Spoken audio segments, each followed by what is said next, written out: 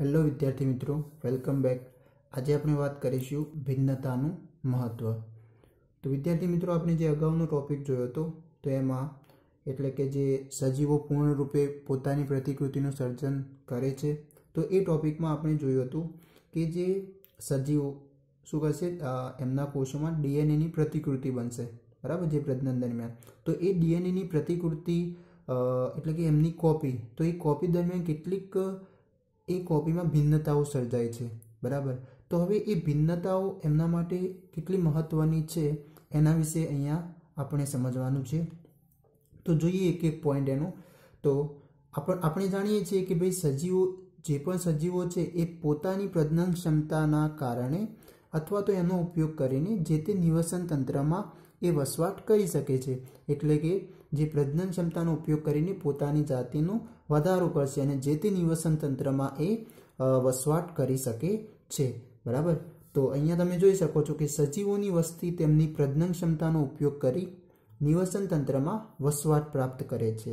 ત્યારબાદ એમના શરીર રચના અને બંધારણ જાળવવા માટે પ્રજનન દરમિયાન શું થતું હોય છે, ડીએનએની પ્રતિકૃતિ સર્જાતી હોય છે અને એ સર્જાવાથી ત્યાં આગળ થોડા ઘણી ભિન્નતાઓ પણ સર્જાતી હોય છે, ઓકે। અને એ જે પણ પ્રતિકૃતિ બને છે ડીએનએની, એ એમના માટે, એમના સ્થાયિત્વ માટે, એમના વસ્તીના સ્થાયિત્વ માટે પણ ખૂબ જ અગત્યની, મહત્વની છે, ઓકે। તો જે સજીવ સંરચના અને બંધારણ જાળવી રાખવા માટે પ્રજનન દરમિયાન શું થતું હોય છે, ડીએનએની પ્રતિકૃતિ સર્જાતી હોય છે અને એ ડીએનએની પ્રતિકૃતિનું સાતત્ય તેમના માટે ખૂબ જ મહત્વનું છે, ઓકે।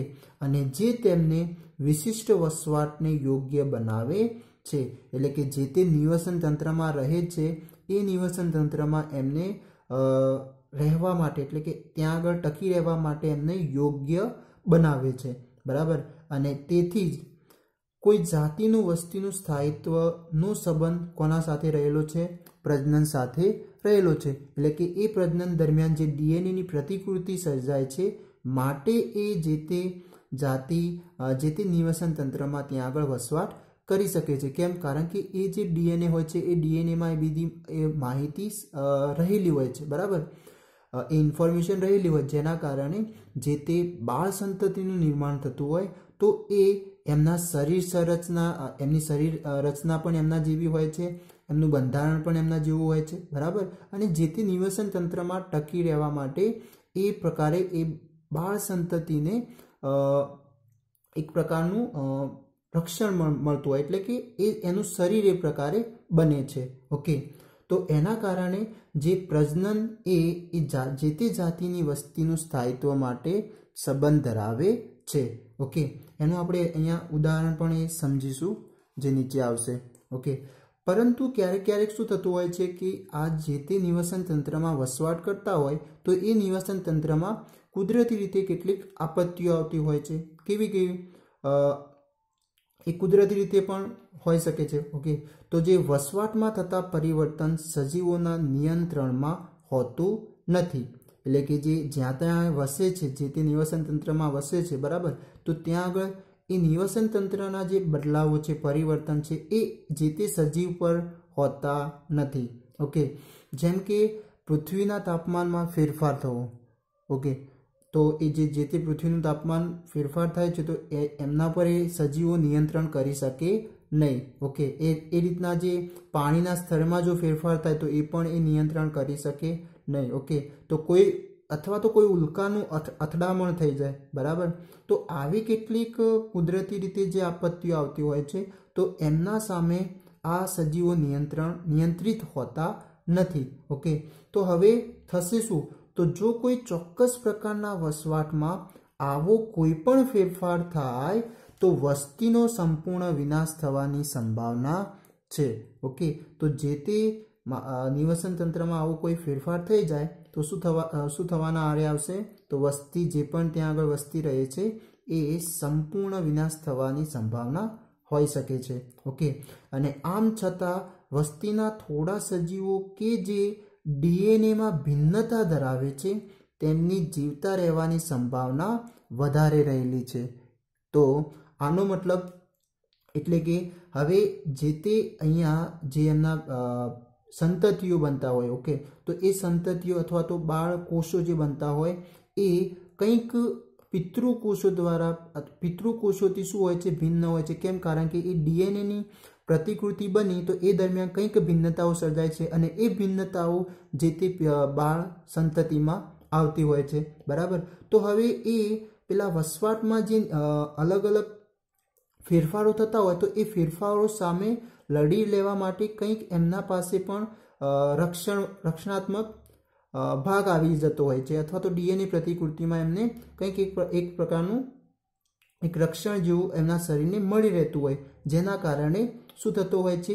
એ ડીએનએની ભિન્નતાથી જે બાળ સંતતિ હોય અથવા તો જે બીજા ભિન્નતાથી બનેલા જે સજીવો હશે એ શું થશે, ત્યાં આગળ ટકી રહેવા માટે સક્ષમ છે. એટલે કે જે તે આવા પ્રકારના ફેરફારો થાય તો એના સામે એ ટકી રહી શકે છે. જેમ કે અહીંયા તમે એક ઉદાહરણ જોઈ શકો છો કે જે શીતોષ્ણ પાણીમાં એટલે કે ઠંડા પાણીમાં રહેતા જે જીવાણુઓ હોય, જો હવે એ જીવાણુ પર જો વૈશ્વિક ઉષ્મીકરણના કારણે પાણીનું તાપમાન વધી જાય તો મોટા ભાગના જીવાણુ શું થશે, ત્યાં આગળ મૃત્યુ પામશે. કારણ કે એ એમના શરીર કેવા પાણીમાં ટકી રહેવા સક્ષમ છે, તો શીતોષ્ણ પાણીમાં, ઠંડા પાણીમાં. બરાબર.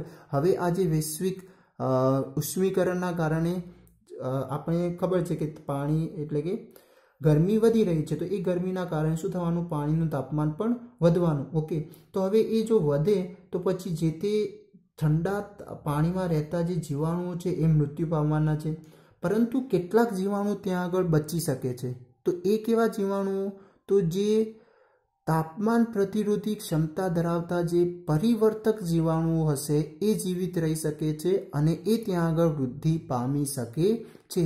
કેમ આવું થયું? કારણ કે હવે જે પેલી ડીએનએની પ્રતિકૃતિઓ સર્જાઈ હશે એમાં ભિન્નતાઓને કારણે એ આવા તાપમાનના સામે જે ફેરફારો થાય છે, વધઘટ થાય છે, તો એ વધઘટ સામે એ ટકી રહી શકે છે. તો એ ટકી રહેવાની તાકાત ક્યાંથી આવી? તો પેલા જે ડીએનએની પ્રતિકૃતિ દરમિયાન જે ભિન્ન ડીએનએ થોડા એમની અંદર જે ભિન્નતાઓ જોવા મળી, એ ભિન્નતાઓને કારણે એમના અંદર લડવાની, એમના શરીરમાં લડવાની ક્ષમતા આવી. બરાબર. એના સામે રક્ષણ મળી શકે. ઓકે, તો એ રીતના અહીંયા જે તે સજીવો હશે જ્યાં આગળ વસવાટ કરે છે તો એમના પ્રજનન દરમિયાન જે ડીએનએની પ્રતિકૃતિઓ સર્જાતી હોય છે તો એમાં વિભિન્ન એટલે કે ભિન્નતાઓ જે જોવા મળે એ ભિન્નતાઓ આ પ્રમાણે એમને શું થશે, રક્ષણ આપશે અથવા તો જે તે નિવસન તંત્રમાં રહેવાની એક ક્ષમતા આપે છે જે તે ફેરફાર સામે. ઓકે, જે એમના સામે લડી શકે એ શું થશે, ત્યાં આગળ રહી શકશે. પરંતુ કેટલાક શું થશે, ત્યાં આગળ મૃત્યુ પણ પામી શકે છે. ઓકે, તો આ વાત હતી અહીંયા ભિન્નતાના મહત્વની. હવે આપણે વાત કરીએ લિંગી પ્રજનન, કે ભાઈ આપણે લિંગી પ્રજનન વિશે માહિતી મેળવી ચૂક્યા હતા. એટલે કે પ્રજનનના બે પ્રકાર થઈ જશે. કયા કયા? તો લિંગી અને અલિંગી. જેમાં અલિંગીના આપણે પ્રકારો પણ જોઈ ગયા હતા. બરાબર.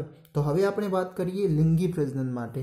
તો લિંગી પ્રજનન કોને કહેવામાં આવશે? તો આપણને ખબર છે કે તેના અંદર બે પિતૃઓની જરૂરિયાત હોય છે. બરાબર. એક થઈ જશે નર અને એક થઈ જશે માદા. બરાબર. તો એમનાથી શું થતું હોય છે, નવી બાળ સંતતિનું નિર્માણ થતું હોય છે. એવું નથી કે કોઈ એક નર નવી બાળ સંતતિને ઉત્પન્ન કરી શકે અથવા તો કોઈ એક માદા નવી બાળ સંતતિને ઉત્પન્ન કરી શકે. ઓકે, તો પ્રશ્ન પેલો અહીંયા એ થાય કે શા માટે લિંગી પ્રજનન જરૂરી છે? ઓકે, અથવા તો આ જે લિંગી પ્રજનનની રીત અથવા પદ્ધતિ શા માટે આવી? ઓકે, કેમ? કારણ કે એના પહેલાં આપણે જોયું કે અલિંગી પ્રજનનથી પણ શું થતા હતા, નવા બાળ સંતતિ બનતા હતા. તો પછી આ લિંગી પ્રજનન અલગ અલગ બીજા સજીવોમાં કેમ નિર્માણ થઈ? ઓકે, તો એના માટે પહેલાં માહિતી જોઈ લઈએ આપણે. હવે એનું એક ટૂંકમાં એ જ માહિતી છે કે જે આ ભિન્નતાઓ છે એ ભિન્નતાઓ કંઈક અહીંયા સારા પ્રમાણમાં જોવા મળશે અને એ ભિન્નતાઓને કારણે જે તે નવા બાળ સંતતિઓ છે એ આવી જે ફેરફારો થશે, બરાબર, એમના નિવસન તંત્રમાં, તો એ વસવાટ એ નિવસન તંત્ર સામે એ લડી શકે છે, અથવા તો જે અલિંગી પ્રજનનમાં જે ભિન્નતાઓ જોવા મળે છે એના સામે અહીંયા જે લિંગી પ્રજનનમાં જે ભિન્નતાઓ જોવા મળશે એ કંઈક સારા પ્રમાણમાં અથવા તો વધુ ચોકસાઈવાળી જોવા મળશે, જેના કારણે એ શું થઈ શકે છે, જે પેલી ભિન્નતાઓ સર્જાય ડીએનએની પ્રતિકૃતિ, તો એ દરમિયાન જે ડીએનએ છે એ કોષીય સંરચના સામે, કોના સામે, કોષીય સંરચના એટલે કે જે કોષીય અંગિકાઓ હોય એના સામે સારી રીતે ક્રિયા કરીને જે તે સંતતિને ત્યાં આગળ જીવિત રાખી શકે છે, બરાબર। તો હવે જોઈએ સ્ટેપ બાય સ્ટેપ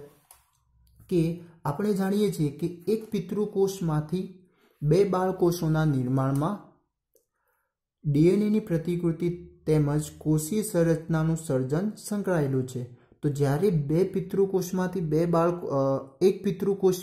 બે બાળકોષોનું નિર્માણ થાય તો એ દરમિયાન સૌપ્રથમ જે ડીએનએની પ્રતિકૃતિ સર્જાશે અને એની સાથે સાથે કોષીય સંરચનાનું પણ સર્જન થાય છે, કારણ કે એ પૂરા કોષને હવે એને જીવંત રહેવા માટે કોષીય અંગિકાઓ પણ જરૂરી છે, એના અંદર અલગ અલગ કાર્યો થવા પણ જરૂરી છે, બરાબર। તો એ કાર્યો કોના દ્વારા થશે, જે તે તો એ કોષીય સંરચનાઓ દ્વારા, બરાબર। તો અહીંયા કોષીય સંરચનાઓનું સર્જન થવું પણ જરૂરી છે અને ડીએનએની પ્રતિકૃતિ પણ આ બાળકોષોના નિર્માણ માટે સંકળાયેલી છે, બરાબર। હવે આગળ જોઈએ કે જે ડીએનએ પ્રતિકૃતિની તકનીક હંમેશા સંપૂર્ણ ચોક્કસ હોતી નથી। તો હવે ચોક્કસ એટલે કે એ પ્રતિકૃતિ 100% જે પિતૃ જે ડીએનએ હોય છે અથવા તો પિતૃકોષના જે ડીએનએ હોય છે એના જેવી જ ડિટ્ટો કોપી હોતી નથી, કંઈક એમના અંદર ભિન્નતાઓ જોવા મળશે। એટલે અહીંયા વાક્ય છે કે ડીએનએ પ્રતિકૃતિની તકનીક હંમેશા સંપૂર્ણ ચોક્કસ નથી, તેથી તેના દ્વારા જે ઉદ્ભવતી ત્રુટિઓ કે જે ખામીઓ છે એ સજીવની વસ્તીમાં ભિન્નતાનો સ્ત્રોત બને છે। તો હવે એ દરમિયાન કેટલીક ખામીઓ અથવા ત્રુટિઓ જે સર્જાય એ ડીએનએની પ્રતિકૃતિમાં, ઓકે, તો એ જ શું કરશે, એક ભિન્નતાનો સ્ત્રોત બનશે અને જે તે જાતિનું અસ્તિત્વને જાળવી રાખવા પણ મદદરૂપ થાય છે। એટલે એ જે ભિન્નતા હશે એ શું કરે છે, જે તે જાતિને એના નિવસન તંત્રમાં જે ફેરફારો થશે ફેરફારો સામે જાળવી રાખવા માટે પણ મદદરૂપ થાય છે, જે આપણે અહીંયા ભિન્નતામાં જોયું, અને પરિણામે ભિન્નતા સર્જાવી પણ જરૂરી છે। જો એ ભિન્નતા ના સર્જાય અને 100% પિતૃ ડીએનએ જેવા જ એ સંતતિના ડીએનએ હોય તો જે આવનારા ફેરફારો હોય એ ફેરફારો સામે એ સજીવ ટકી રહેવા માટે સક્ષમ નથી, અથવા તો જે તે જાતિ એના સામે ટકી રહેવા સક્ષમ નથી। માટે પ્રજનન દરમિયાન જે ડીએનએની જે કોપી થતી હોય અથવા તો એમની પ્રતિકૃતિઓ જે સર્જાતી હોય એ પ્રતિકૃતિઓમાં જે ભિન્નતાઓ એમને જરૂરી છે અથવા તો એ ભિન્નતાઓ થાય છે એ એમને શરીરને ટકી રહેવા માટે જરૂરી બને છે। તો જોઈએ આગળ કે પ્રત્યેક ડીએનએ પ્રતિકૃતિમાં નવી ભિન્નતાની સાથે સાથે પૂર્વત પેઢીઓની ભિન્નતાઓ પણ સંગ્રહિત થાય છે અથવા તો સંગ્રહિત હોય છે, બરાબર। એનો મતલબ કે જે ડીએનએની પ્રતિકૃતિ દરમિયાન જે ભિન્નતાઓ આવી એ તો એના અંદર આવવાની જ છે, બરાબર, પરંતુ એની સાથે સાથે જે પૂર્વ પેઢીની જે ભિન્નતાઓ છે એટલે કે એમના પિતૃઓની જે ભિન્નતાઓ છે એ પણ એના અંદર સંગ્રહિત થાય છે, ઓકે। એટલે કે બે પ્રકાર, જે પિતૃઓની જે ભિન્નતાઓ હશે, ઓકે, એમના જે લક્ષણો હશે એ તો એમને આવવાના જ છે, પરંતુ નવા આ જે પ્રતિકૃતિઓ બને છે એ પ્રતિકૃતિ દરમિયાન જે બીજી કેટલીક ભિન્નતાઓ આવી હોય એ પણ એના અંદર ઉમેરો થાય છે, ઓકે। તો આમ વસ્તીના બે સજીવોમાં સંગ્રહિત ભિન્નતાઓની ભાત પણ કેવી જોવા મળશે, ભિન્ન હોય છે। તો જે પણ વસ્તી અથવા જાતિના લોકો હશે, બરાબર, સજીવો હશે, તો એ જાતિના સજીવોમાં કોઈ બે વ્યક્તિઓની પણ આપણે ડીએનએની ભિન્નતાઓ જોશું તો એ બંનેની પણ કેવી મળવાની છે, અલગ અલગ જ મળવાની છે, બરાબર। કંઈક ને કંઈક એ બંને વચ્ચે ફેરફાર આપણને જોવાનો છે એમની ભિન્નતાઓની ભાતમાં, ઠીક છે, એ ડીએનએની ભિન્નતાની ભાતમાં, ઓકે। તો બે અથવા વધારે એકલ સજીવોની ભિન્નતાઓના સંયોજનની ભિન્નતાથી નવું સંયોજન ઉત્પન્ન થાય છે।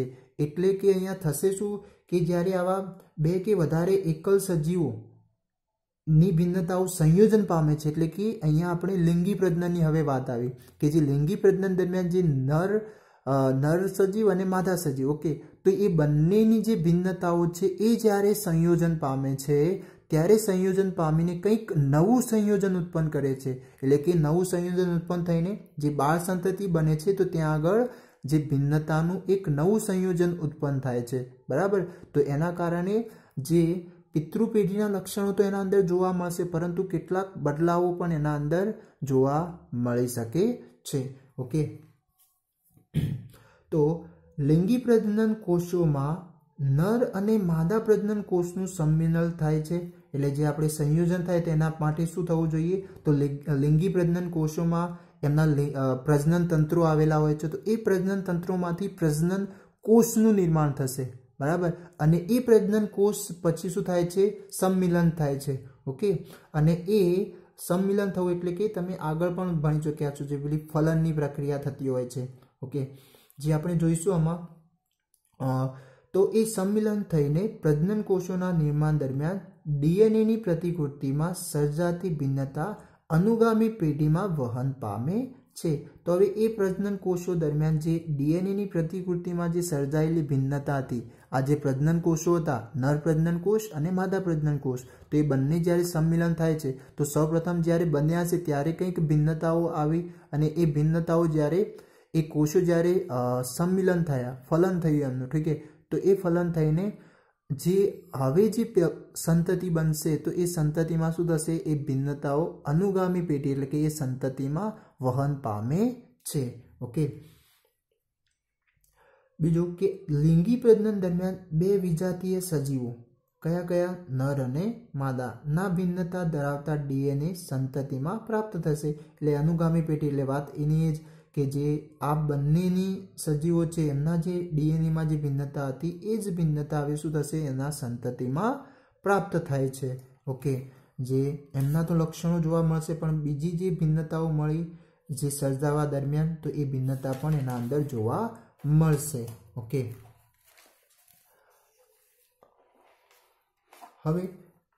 હવે આ જે ભિન્નતાઓ સર્જાય છે એનો મતલબ એમના ડીએનએ શું થાય છે, ત્યાં આગળ સંયોજન થઈને ભેગા થાય છે, બરાબર. તો હવે એ જે ભેગા થશે તો પછી એ ડીએનએ અથવા તો એમના જે રંગસૂત્રો હોય છે એમની માત્રા શું થઈ શકે, તો બમણી થઈ શકે છે, ઓકે. અને જો બમણી થઈ જાય તો પછી એ જે તે કોષ અથવા જે તે સંતતિ એને ટકી રહેવા માટે સક્ષમ નથી, બરાબર. એ રીતના એટલે કે એમનું શું થઈ શકે છે, મૃત્યુ થઈ શકે છે. તો એ ન થાય અથવા તો એવું થતું નથી, કેમ, કારણ કે એમાં હવે કોષ વિભાજનનો એક બીજો પ્રકાર ત્યાં આગળ લાગુ પડે છે. અને એ કયો પ્રકાર છે, તો આપણે બે પ્રકાર જોયા હતા, અર્ધીકરણ અને બીજો જોયો હતો સંભાજન, બરાબર. તો એ બંનેમાં મેં તમને વાત કરી હતી કે ભાઈ જે સંભાજન હોય છે એમાં પિતૃકોષમાંથી, ચલો ફરીથી પણ જોઈ લઈએ કે એમાં જે હવે જેમ કે મનુષ્યની જ વાત કરીએ તો એના કોષમાં કેટલા રંગસૂત્રો આવેલા હોય, 46 રંગસૂત્રો હોય, બરાબર. રંગસૂત્રોને કંઈક આ રીતના તમે દર્શાવતા આવ્યા છે, આને શું કહેવામાં આવશે, રંગસૂત્ર. અને જે ડીએનએમાં તમે આ રીતની પણ આકૃતિઓ જોઈ હશે, બરાબર. આને શું કહેવામાં આવશે, ડીએનએ, ઓકે. તો આ જે એક કોષમાં એટલે કે કેટલા 46 રંગસૂત્રો હોય છે, એટલે કે 23 જોડ રંગસૂત્રોની હોય, બરાબર. તો જે સંભાજન દરમિયાન શું થશે, આ પહેલા તો ડીએનએની પ્રતિકૃતિ થશે, એટલે ડીએનએની પ્રતિકૃતિ દરમિયાન આ જે કેટલા થઈ જશે, આપણે માન લો કે આ 46 બે છે તો એવા કેટલા 4 થઈ જાય, બરાબર. તો હવે જે પણ પ્રતિકૃતિ બની આ ડીએનએની શું અથવા રંગસૂત્રોની પ્રતિકૃતિ, અથવા અહીંયા સમજવા માટે આપણે ફક્ત અહીંયા ડીએનએ બોલીએ, તો ડીએનએની જે પ્રતિકૃતિ બની તો હવે આ શું થઈ જશે, સરખા ભાગે વહેંચાઈ જશે. તો હવે જે બે સંતતિઓ બને છે તો એ અથવા તો બે કોષો બને છે એમાં સરખા ભાગે આ રંગસૂત્રોની વહેંચણી થઈ જશે, એટલે કે બે થઈ જશે, બરાબર. એટલે આ રીતના એમાં સંભાજનમાં એક જે પિતૃકોષ છે એમાંથી કેટલા બાળકોષો બનશે? 2 બાળકોષો, બરાબર. પરંતુ જે અર્ધીકરણની પ્રક્રિયા એટલે કે અર્ધીકરણની જે કોષ વિભાજનની પ્રક્રિયા છે એમાં પિતૃકોષમાંથી કેટલા? 4 કોષો એટલે કે 4 બાળકોષોનું નિર્માણ થશે. તો સૌપ્રથમ થવાનું શું છે? તો એમાં એમના ડીએનએની પ્રતિકૃતિ સર્જાશે, બરાબર. એટલે કે આ 2ના કેટલા થઈ જશે? 4. હવે એ શું થવાના છે? તો એક એકમાં વહેંચાઈ જશે. એટલે જે 4 બાળકોષો બને છે એમાં શું થઈ જશે? વહેંચાઈ જાય છે, બરાબર. ઓકે, તો તમે જોઈ શકો કે અહીંયા કેટલા પિતૃકોષોમાં 46 રંગસૂત્રો આવેલા હતા અને હવે આ જે બાળકોષોમાં કેટલા રંગસૂત્રો થઈ જશે? 23 રંગસૂત્રો થઈ જશે, બરાબર. એટલે કે અડધા અડધા થઈ જાય છે. જ્યારે અહીંયા તમે જુઓ તો અહીંયા જે 46 રંગસૂત્રો છે, બરાબર, અને જે એના બાળકોષો બને છે એમાં પણ એ જ રંગસૂત્રો જોવા મળે છે. તો એ બાળકોષોમાં કેટલા આવે છે? તો એમાં પણ 46 આવે. તો આ જે પ્રક્રિયા થાય છે એને શું કહેવામાં આવે છે? સંભાજન. જે કોષ વિભાજનની પ્રક્રિયા થાય એને શું કહેવામાં આવશે? સંભાજન. પરંતુ આ જે પ્રક્રિયા છે એને શું કહેવામાં? આમાં જે પિતૃકોષના રંગસૂત્રો હતા એના કરતાં અડધા થઈ ગયા, માટે એને શું કહી શકાય છે? અર્ધીકરણની પ્રક્રિયા, કોષ વિભાજનની ક્રિયા કહેવામાં આવે છે, જેમાં પિતૃકોષમાંથી એના જે રંગસૂત્રો હોય છે એ અડધા અડધા થઈ જાય. એનો મતલબ ડીએનએ પણ શું થઈ જાય છે? એટલી માત્રામાં ઓછા, એટલે કે અડધા થઈ જાય છે. ઓકે, કારણ કે રંગસૂત્રો શાના બનેલા છે? તો ડીએનએના બનેલા છે. ઓકે, તો હવે એ જ માહિતી અહીંયા લાગુ પડે છે કે આ જે અર્ધીકરણથી તે એવું બનતું નથી. તો એ જોઈએ વાક્યો. તો લિંગી પ્રજનન કરતા સજીવો દરેક નવી પેઢીમાં બંને પિતૃના ડીએનએની નકલો સંગ્રહિત થાય છે, બરાબર. એટલે કે પેલા નરની પણ જે ડીએનએની નકલ હશે એ પણ એના અંદર આવશે અને માદાની પણ આવશે. ઓકે, લિંગી પ્રજનનમાં. તો હવે એ બંનેની જો એ રીતના આવી જાય તો પછી બંને ભેગા થાય, એટલે કે માન લો કે હરેકમાં કેટલા? 46 હોય તો એ પણ ફરીથી 46, નરના પણ 46 ને માદાના પણ 46. તો એમ કરીને શું થઈ જશે? ત્યાં આગળ બમણા થઈ જશે. અને જો એ રીતના બમણા થાય તો પછી એમને જીવવા માટે અનુકૂળ નથી. ઓકે, તો હવે એ પ્રમાણે જો પરંતુ એવું ત્યાં આગળ થશે નહીં. તો હવે કેમ? તો પરંતુ આવું થતું નથી, કારણ કે લિંગી પ્રજનન કરતા જે સજીવો હોય છે એ સજીવોમાં પ્રજનન કોષોનું નિર્માણ કરતા કોષો કોષ વિભાજનની અર્ધીકરણની ક્રિયા વડે રંગસૂત્રોની સંખ્યા શું કરી દે છે?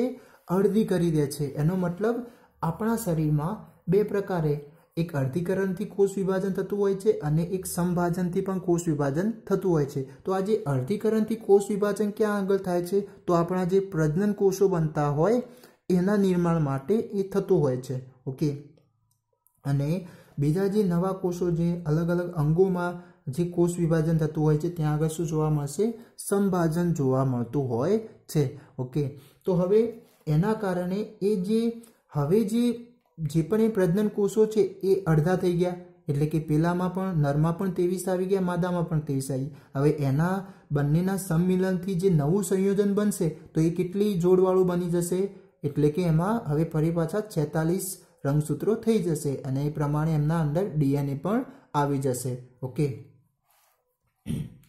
તો આમ સજીવના વાનસ્પતિક કે દૈહિક કોષોની તુલનામાં ડીએનએની માત્રા પણ અડધી થઈ જાય છે અને આથી 2 પિતૃ નર અને માદાના જનન કોષો એટલે કે જે પ્રજનન કોષો હતા જેમાં રંગસૂત્રોની સંખ્યા અને ડીએનએની સંખ્યા કેવી થઈ જશે?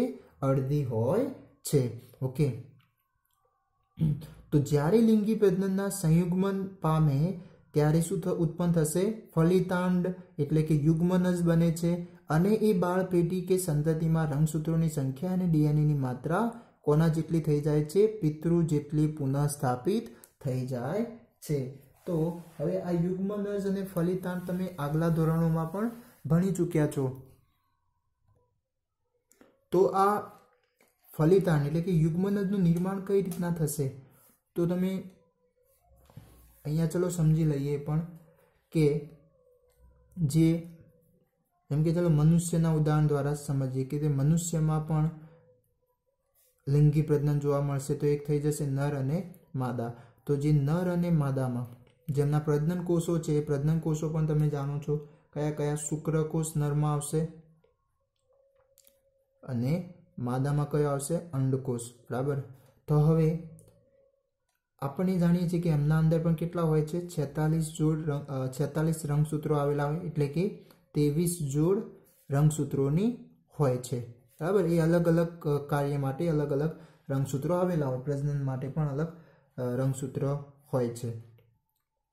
તો હવે એ જ્યારે આ શુક્રકોષોનું જે નિર્માણ થશે એ શુક્રકોષો એટલે કે અહીંયા આપણે આ રીતના પણ દર્શાવ્યું કે એમના અંદર જ્યારે આ શુક્રકોષોનું નિર્માણ થાય છે, નરમાં કયો કોષ નિર્માણ થશે? શુક્રકોષ.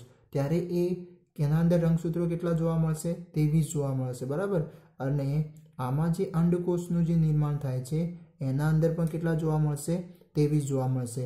અને આ કોની પ્રક્રિયાથી અડધા થાય છે? તો જે અર્ધીકરણની જે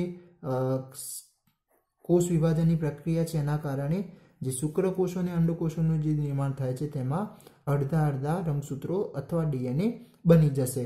ઓકે. અને હવે જ્યારે આ બંને કોષોનું મિલન થાય છે એટલે કે એમના દ્વારા એમના વચ્ચે જે ફલનની ક્રિયા થાય છે. કઈ ક્રિયા? ફલનની ક્રિયા. બરાબર. તો એ ફલનની ક્રિયા દરમિયાન શું બનશે? તો એ બંને ભેગા થઈને એક નવા કોષનું નિર્માણ કરે છે અને એ નવા કોષને કહેવામાં આવે છે યુગ્મનજ, અથવા તો એને બીજા નામે કહી શકાય ફલિતાંડ. બરાબર. જે આ બંને શુક્રકોષ અને અંડકોષથી બનેલ હોય છે. બરાબર. અને આ એક બહુકોષી સજીવના નિર્માણનું અહીંયાથી શરૂઆત થાય છે. જે તે બાળ સજીવ બને તો એ સૌપ્રથમ એનું યુગ્મનજ એટલે કે યુગ્મનજનું હવે કોષ વિભાજન થઈ અને ધીમે ધીમે એની શરીરની સંરચનાઓ મળતી જાય છે. બરાબર. એટલે કે ધીમે ધીમે એ ગર્ભમાં જઈને એ ત્યાં આગળ શું કરશે? પોતાનું વૃદ્ધિ એટલે કે કોષ યુગ્મનજ છે એમાં કોષ વિભાજન થઈને એના પેશીઓ બનશે, પેશીઓના અંગો બનશે, અંગોથી અંગતંત્ર બનશે. એમ કરીને પોતે અંદર આખી શરીરની સંરચના થતી હોય છે. ઓકે. પરંતુ એ બહુકોષી સજીવોના નિર્માણ માટેની શરૂઆત પણ ક્યાંથી થાય છે? એક સિંગલ કોષમાંથી શરૂઆત થાય છે. બરાબર. એટલે કે એ પણ એક કોષમાંથી જ બનેલા હોય છે અને એ કોષનું નામ શું છે? તો આ યુગ્મનજ, અથવા તો એને બીજા શબ્દમાં કહેવું હોય તો ફલિતાંડ પણ કહી શકીએ છીએ. ઓકે. તો હવે અહીંયા તમે જોયું કે જ્યારે લિંગી પ્રજનનમાં સંયુગ્મન પામે ત્યારે શું ઉત્પન્ન થાય છે? ફલિતાંડ અથવા યુગ્મનજ બને છે. અને એ બાળપેઢી કે સંતતિમાં રંગસૂત્રોની સંખ્યા અને ડીએનએની માત્રામાં પણ શું કરશે? પિતૃ જેટલી પુનઃસ્થાપિત કરે છે. એટલે કે અહીંયા હવે આ પણ 23 અને આ પણ 23, તો કે ટોટલ કેટલા બની ગયા? 46 રંગસૂત્રો બની ગયા. તો નરમાં પણ 46 હોય, માદામાં પણ 46. તો બાળ સંતતિમાં પણ કેટલા આવી જશે? 46. બરાબર. પરંતુ એ ક્યાંથી આવ્યા? તો આ શુક્રકોષ અને અંડકોષની અર્ધીકરણથી અહીંયા શું જોવા મળે છે? 23 રંગસૂત્રો જોવા મળતા હોય છે. ઓકે. હવે આગળ જોઈએ કે જે અત્યંત સરળ સંરચનાવાળા જે સજીવોમાં બંને પ્રજનન કોષોના આકાર તેમજ કદમાં વિશેષ ભેદ હોતો નથી. તો જે અત્યંત સરળ સંરચનાવાળા જે સજીવો હોય એમના આ પ્રજનન કોષોમાં એટલો બધો એમના વચ્ચે જે નર પ્રજનન કોષ અને માદા પ્રજનન કોષ વચ્ચે એટલો ફેરફાર જોવા મળતો નથી. મોટા ભાગે કેવા હોય છે? સમાન આકારના હોય છે. પરંતુ જે ઉચ્ચ અને જટિલ સંરચનાવાળા જે સજીવો હોય એમના પ્રજનન કોષો વિશિષ્ટ પ્રકારના હોય છે. બરાબર. તો એમાં જે બે પ્રકારની પ્રજનન કોષો બની જશે, જેને નરજન્યુ કોષ પણ કહી શકાય.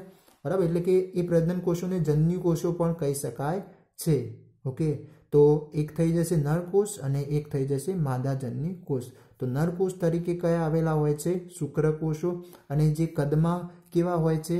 તો કદમાં એકદમ નાના હોય છે. બરાબર. અને એ કેવા? પ્રચલનશીલ હોય છે, એટલે કે ગતિશીલ હોય છે. એ ગતિ કરતા હોય, કારણ કે એમની રચના તમે જોઈ હશે આ રીતના પૂંછડી આકારનો તમે 8મામાં પણ એની રચના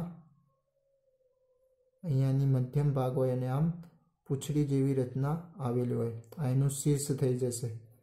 ઓકે, અને આ પૂંછડી દ્વારા એ શું કરી શકે છે? પ્રચલન કરી શકે છે, તે વહન કરી શકે છે. તો એમનું કદ પણ કેવું હોય છે? નાનું હોય છે. કોની સાપેક્ષે? જે પેલો અંડકોષ હોય છે એની સાપેક્ષે, બરાબર. તો અંડકોષ સાપેક્ષે કેવા હોય છે? મોટા હોય છે. અને કેમ મોટા હોય છે? કારણ કે એમના અંદર ખોરાકનો સંગ્રહ થયેલો હોય, પોષક તત્વોનો સંગ્રહ થયેલો, કે જ્યારે એ યુગ્મનજ બનશે તો એ યુગ્મનજ દરમિયાન એમને પણ પોષક તત્વોની જરૂરિયાત પડશે. તો એ કોના અંદરથી યુગ્મનજને પોષક તત્વો મળશે? તો આ જે અંડકોષના અંદર જે ખોરાક સંગ્રહાયેલો છે એના દ્વારા એ કોષ, એ યુગ્મનજ પોતાનું વૃદ્ધિ અને વિકાસ કરે છે, બરાબર. ત્યારબાદ પછી એ ગર્ભમાં આવીને તેનો વિકાસ થશે. તો આ વાત હતી અહીંયા પ્રજનન, એટલે કે શા માટે લિંગી પ્રજનન જરૂરી છે. ઓકે, અને એના પછી આપણે સપુષ્પી વનસ્પતિમાં જે લિંગી પ્રજનન છે એના વિશે માહિતી મેળવીશું, બરાબર. Thank you.